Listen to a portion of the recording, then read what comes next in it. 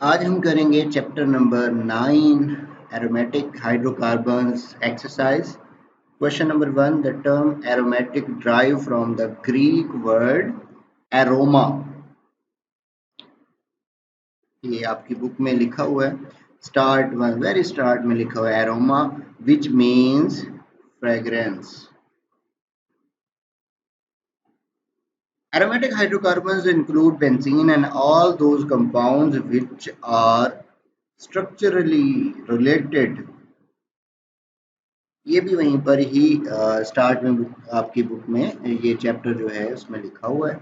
Dash is recognised as the simplest member of the aromatic hydrocarbons.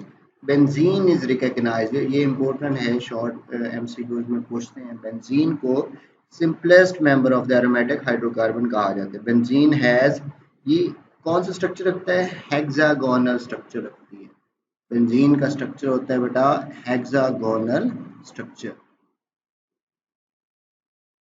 The removal of hydrogen atom from the aromatic hydrocarbon gives a radical. This radical is called aryl radical।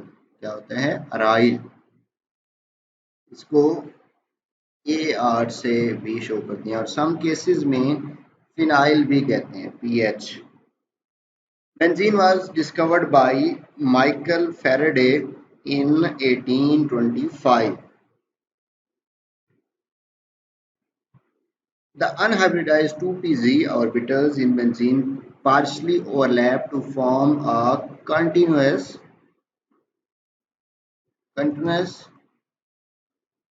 sheet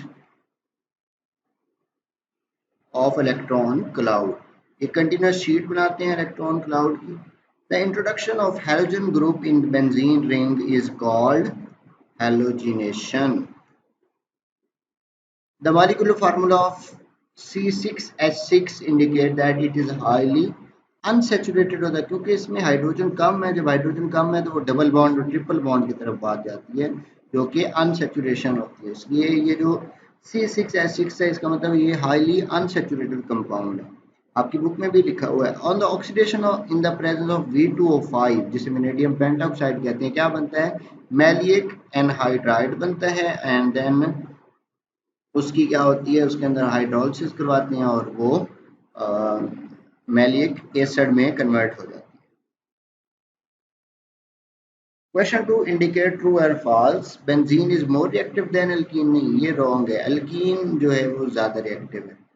benzene का structure pentagonal है? No, आपको अभी बताया hexagonal होता है, 6 कोने होते हैं। The carbon-carbon bond length in the benzene is 1.397। बिल्कुल ये बेटा ट्रू है, 1.397, ऑलमोस्ट 4 समझ लें। और जो कार्बन हाइड्रोजन होती है वो ऑलमोस्ट 1.1 होती है angstrom. The state of hybridization of carbon in benzene ring is sp2।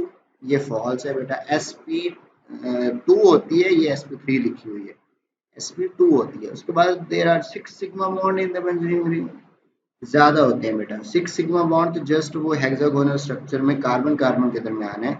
उसके बाद जो कार्बन हाइड्रोजन के दरमियान बॉन्ड है वो भी तो 6 है, तो ऑलमोस्ट 12 हो गया ना, इसलिए ये फॉल्स हो गया। Halogeum ion is produced in electrophilic substitution reaction is powerful electrophile। बिल्कुल ये ट्रू है। In electrophilic substitution reaction, addition products are favorable। नहीं बेटा, अगर ये फेवरेबल हो जाए तो वो कंसर्न जो होता है बेसिकली वो बेंजीन की रिएक्टिविटी से है, यानी कि अल्टरनेट डबल बॉन्ड आने चाहिए, तो वो उसके लिए ज़रूरी है कि ये फेवरेबल ना हो। अगर फेवरेबल हो गया तो डबल बॉन्ड कम हो जाएगा और उससे एरोमेटिक जो करैक्टर है वो ख़त्म हो जाएगा, इसलिए ये फॉल्स है। Sulfonation is carried out when benzene is heated with concentrated nitric acid। Sulphonation के लिए सल्फ्यूरिक एसिड या फिर SO3 जो होती है वो होती है, इसलिए ये क्या है? फॉल्स है। ये तो नाइट्रेशन है अगर इसकी मौजूदगी में हो। इन जो नाइट्रेशन में बेसिकली नाइट्रिक एसिड तो NO2 ग्रुप किया हो गया सोर्स, और जो सल्फ्यूरिक एसिड होता है वो वहाँ पे कैटलिस्ट के तौर पर वर्क करता है।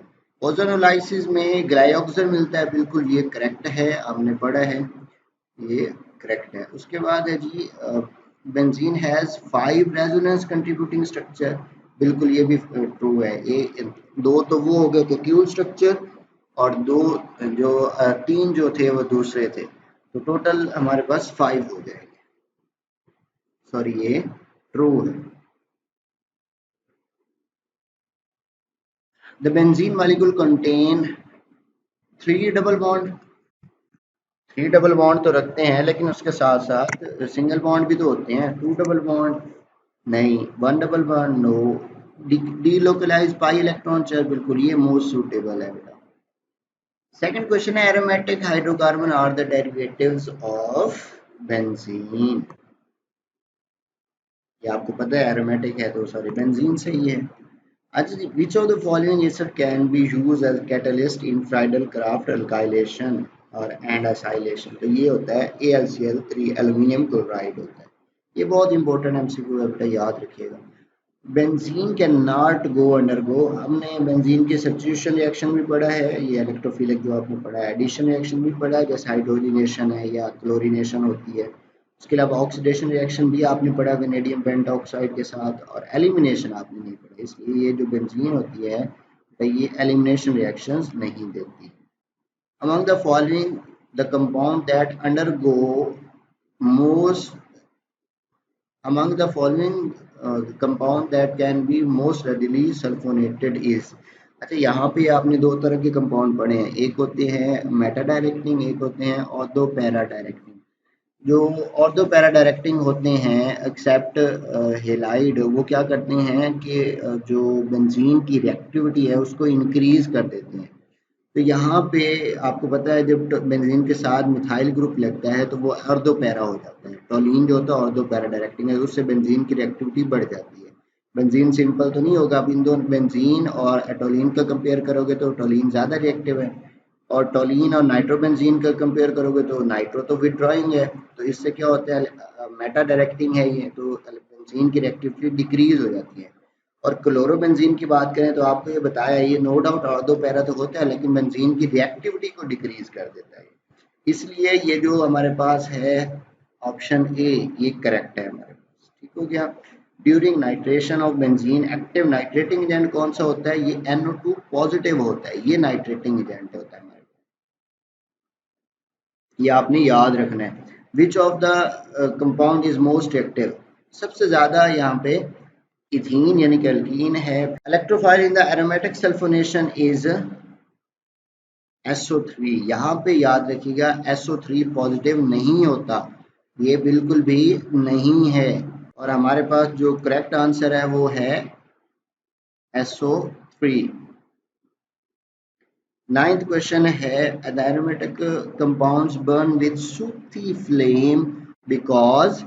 ये बेटा आपको पता है कि हाई परसेंटेज कार्बन की होती है, इस वजह से ये सूथी फ्लेम होता है।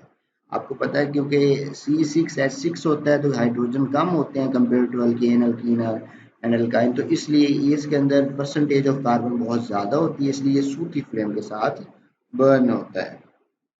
लास्ट जो है the conversion of n hexane into benzene, मतलब हेक्सेन का अल्केन का बेंजीन में कन्वर्ट हो जाना, एरोमेटिक बन जाना है ना, तो इसे कहते हैं aromatisation in the presence of platinum catalyst.